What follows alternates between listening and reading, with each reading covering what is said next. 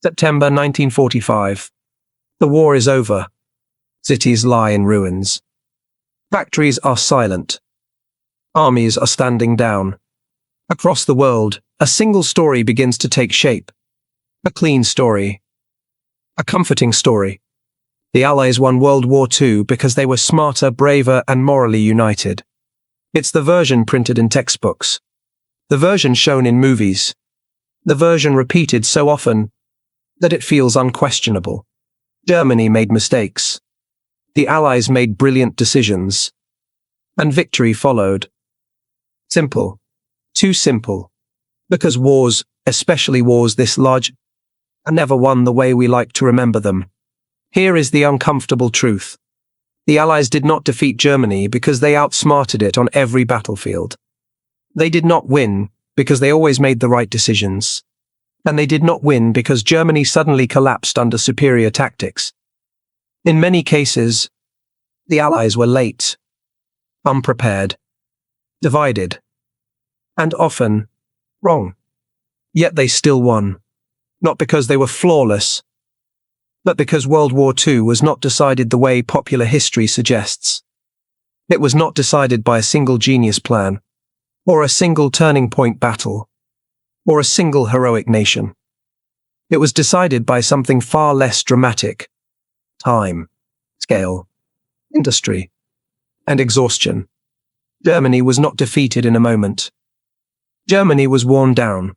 This documentary is not about glorifying anyone, and it is not about rewriting history to provoke outrage. It is about understanding what victory actually means. Because when we simplify World War II into a story of good strategy versus bad strategy, we miss the real lesson. And that lesson matters, because future wars will not be won the way movies promise either. Let's start with the myth itself. The idea that the Allies were always winning. They weren't. In the early years of the war, the opposite was true. Germany did not look like a doomed power. It looked unstoppable. In 1939 and 1940, Germany shattered expectations. Poland fell in weeks. France collapsed in days. The Netherlands, Belgium, Norway, all overwhelmed. British forces barely escaped continental Europe. This was not luck. Germany had prepared for this kind of war. Fast, decisive, short. And in the beginning, it worked terrifyingly well. Meanwhile, the Allies were reacting, not leading. Britain was isolated. The United States was neutral. The Soviet Union was cooperating with Germany. There was no united front. No grand Allied strategy. Just survival. If the war had ended in 1941, history would remember Germany as the dominant power of Europe. So how does a war that begins like this end in total German collapse? This is where the myth starts to break. Because Germany did not lose World War II by being defeated outright. It lost because the kind of war it prepared for was not the war it was forced to fight. Germany planned for speed. The Allies forced endurance. Germany planned for decisive campaigns. The Allies turned the war into a grinding contest of resources. Germany planned to win before its weaknesses were exposed. The Allies survived long enough for those weaknesses to become fatal. This was not a chess match. It was an industrial marathon, and Germany entered it wearing sprinting shoes. To understand how the Allies actually won, we must abandon the idea that victory was inevitable. It wasn't.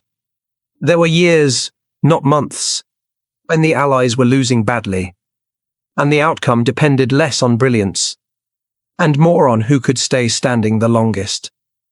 In the next section, we'll confront an idea most documentaries avoid. That winning a world war does not mean what we think it means. Because before we can explain how the Allies won, we need to understand what kind of victory this war demanded. When people talk about winning World War II, they usually imagine something dramatic, a decisive battle, a genius general, a moment where everything turns. But World War II was not that kind of war. It was not a duel. It was not a campaign. It was not even a sequence of battles. It was a system-wide collapse, slow, grinding, and irreversible. And that changes what winning actually means. In smaller wars, victory is clear. You defeat the enemy's army. You capture territory. You force surrender. But a world war operates on a different level. Armies can be destroyed and rebuilt. Cities can be bombed and repaired. Territory can be lost and retaken. What matters is not what happens in 1 year, but what happens over many years. In World War II, victory did not belong to the side that fought best. It belonged to the side that could continue fighting longer than the other side could endure. That distinction is critical, because it explains why Germany could dominate early and still lose completely. Germany's early victories were tactical, fast maneuvers, surprise, superior coordination. But tactics win battles. They do not win industrial wars. World War II was decided by questions that never appear in movies. How many tanks can you replace every month? How much fuel can you move across continents? How fast can you train new pilots after losing thousands? How long can civilians tolerate bombing, rationing, and loss? Germany never asked these questions seriously enough. The Allies had no choice but to. This is where the myth begins to collapse. Because Allied victory was not about avoiding mistakes. The Allies made huge mistakes. Repeatedly. Sometimes catastrophically. But they survived those mistakes. Germany could not. By 1942, Germany was still winning battles. In North Africa. On the Eastern Front. In the skies. Yet beneath the surface, something was changing. Every German success came at a cost that could not be replaced. Every Allied failure was absorbed and corrected because the system behind it was larger. Think of World War II less like a game of chess and more like two machines grinding against each other. One machine is smaller, faster, and brilliantly engineered. The other is massive, inefficient, and relentless.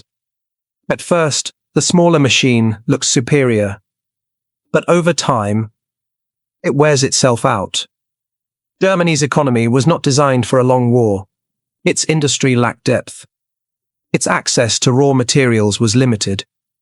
Its fuel supply was fragile. Germany needed victories quickly, before shortages mattered. The Allies did not. They could afford to lose battles, as long as they did not lose time. This is why World War II feels confusing when viewed backwards. We see Allied victory as inevitable, but for years, it wasn't. It only becomes inevitable when one side reaches a point of exhaustion, and the other still has reserves. That point did not arrive suddenly. It arrived quietly.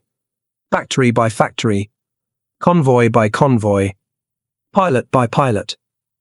So when we ask, how did the Allies win? The honest answer is not. They outsmarted Germany. It is. They outlasted Germany. And outlasting an enemy is not heroic. It is not cinematic. But it is decisive. In the next section, we'll confront another uncomfortable truth. Germany did not collapse because it made one fatal mistake. It collapsed because it was forced into a kind of war it could not sustain. No matter how well it fought, there is a common image of Germany in World War II. A regime making reckless decisions. An army overstretched. A sudden collapse under pressure. But that image hides the real process. Germany did not fall apart overnight. It was slowly drained. Even after major defeats, Germany kept fighting with terrifying effectiveness. After Stalingrad, after North Africa, after the air war turned against it, German units continued to resist fiercely. German factories continued to produce. German commanders continued to plan counteroffensives. This was not a nation in freefall. It was a nation being systematically exhausted. The key misunderstanding comes from how we think about losses.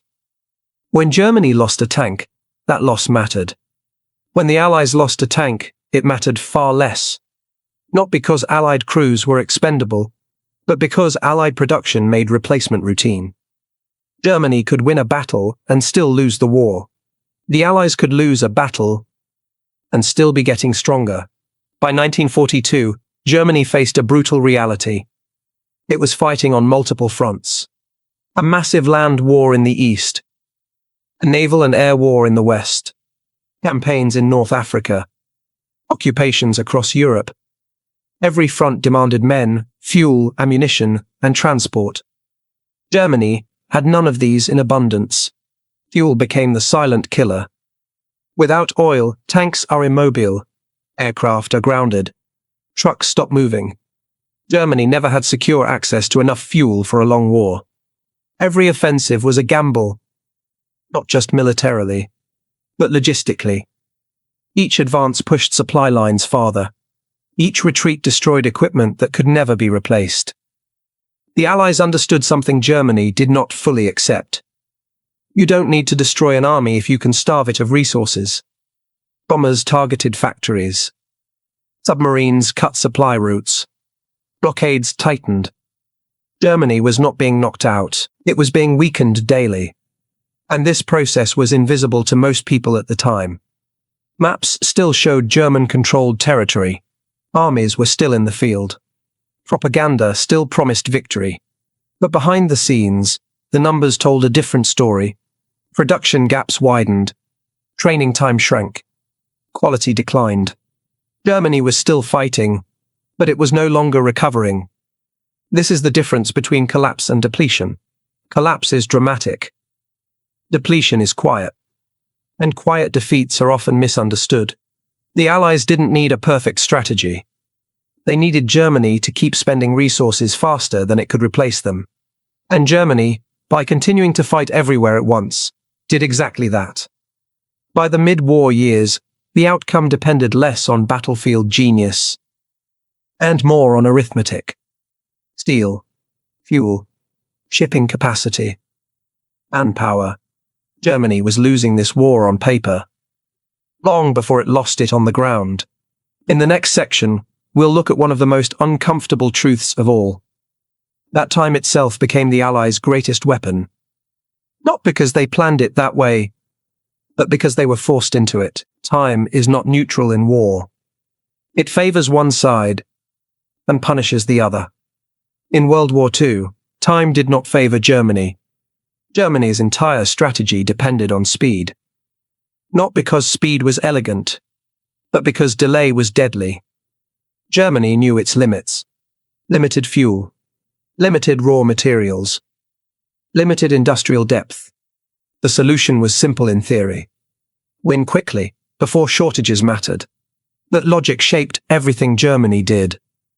Fast campaigns, rapid offensives, relentless pressure. And early on, it worked.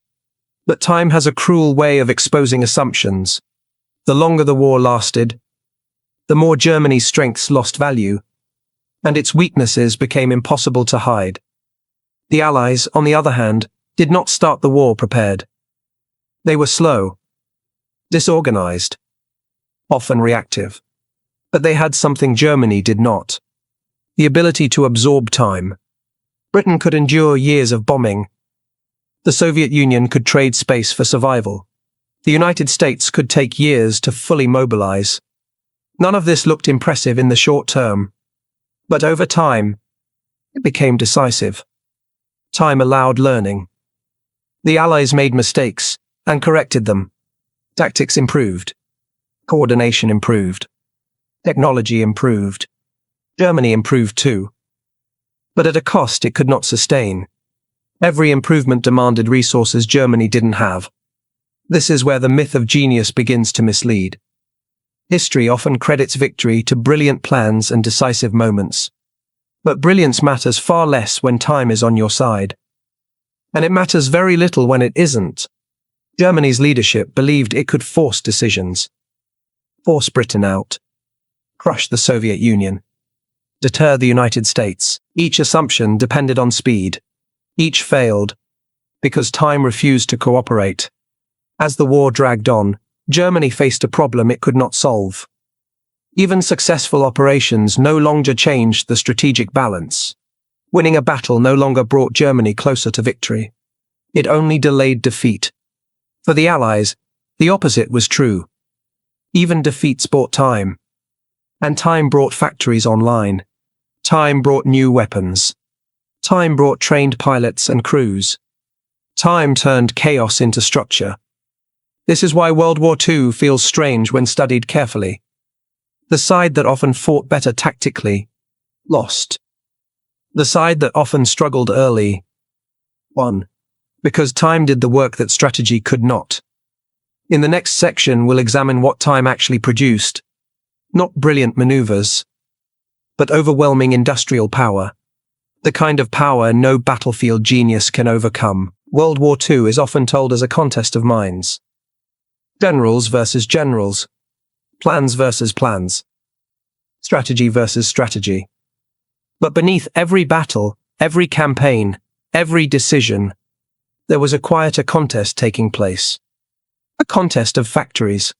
And in that contest, Germany was outmatched from the start. Germany's industry was efficient. But it was not vast. It was designed for quality, precision, and specialization.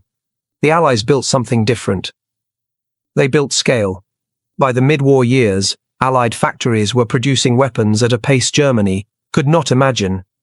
Not because Allied designs were always better, but because they were simpler to produce, easier to repair, and faster to replace. One German tank destroyed was a serious loss. One Allied tank destroyed was a statistic. The United States, in particular, transformed the war. Civilian factories became military ones. Car plants produced bombers. Shipyards launched vessels faster than they could be sunk. This was not brilliance. It was organization. Germany tried to respond. Production was increased. Labor was reorganized. Resources were redirected. But Germany's industrial system had limits. Bombing disrupted transport. Raw materials were scarce. Skilled labor was irreplaceable. Every adjustment came too late, or cost too much. The Allies made a critical choice Germany never fully embraced. They optimized for replacement, not perfection. If a weapon worked well enough and could be produced quickly, it was acceptable. Germany often pursued superiority. The Allies pursued sufficiency at scale. This difference shaped everything: air battles, armored warfare, naval engagements. Germany could introduce advanced designs, but not in numbers that mattered. The Allies could field adequate designs in overwhelming quantities. As the war continued, this imbalance became irreversible. Every month, the Allies grew stronger. Every month, Germany fell further behind. And no tactical victory could reverse that trend. This is the reality that popular history struggles to accept. World War II was not won because one side fought smarter. It was won because one side could outproduce loss. In the next section, we'll look at another factor that quietly decided the war: logistics, the movement of fuel, food, and men. Because even the largest industry is useless if it cannot reach the battlefield. Wars are not fought where maps draw arrows. They are fought where supplies arrive, or fail to arrive. In World War II, logistics decided outcomes long before armies met. And this is where Germany's early brilliance became irrelevant. Germany could move fast, but it could not sustain movement. Every kilometer advanced stretched supply lines thinner. Every victory demanded fuel, ammunition, spare parts, food. Germany's logistics were built for short campaigns, not continental endurance. Consider fuel again. Germany's armies were mechanized, but Germany itself was not oil-rich. Fuel had to be imported, synthesized, or captured. Each source was fragile. Allies targeted refineries. Bombers hit transport hubs. Naval blockades tightened. Germany didn't run out of courage. It ran out of movement. The Allies, by contrast, turned logistics into a science. Convoys crossed oceans continuously. Ports were expanded. Rail networks were standardized. This was not glamorous, but it meant something critical. Allied forces could stay supplied even while losing ground. The difference became stark on the Eastern Front. Germany advanced rapidly but outran its supplies. Trucks broke down. Fuel ran short. Ammunition failed to arrive on time. The Soviet Union lost territory, but preserved its logistical depth. Factories were moved east. Supply networks adapted. Space was exchanged for time. Logistics don't create headlines, but they create outcomes. An army that cannot be supplied cannot fight. And Germany was constantly fighting its own supply system.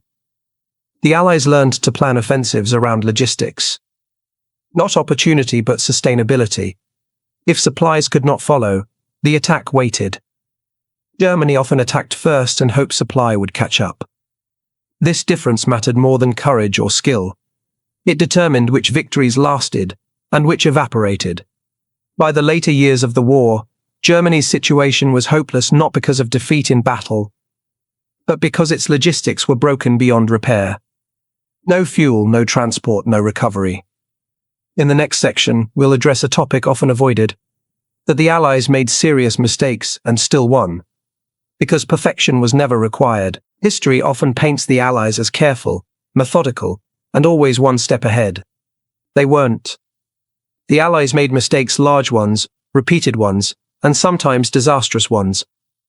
And yet they still won. That fact alone should make us question the myth. Early Allied strategy was confused. France relied on static defense. Britain underestimated air warfare. The United States entered the war unprepared for modern combat. These weren't minor errors. They were fundamental misunderstandings of how the war would be fought. Consider North Africa. Allied forces were inexperienced, poorly coordinated, often outmaneuvered. Germany, outnumbered and undersupplied, still managed to inflict heavy losses.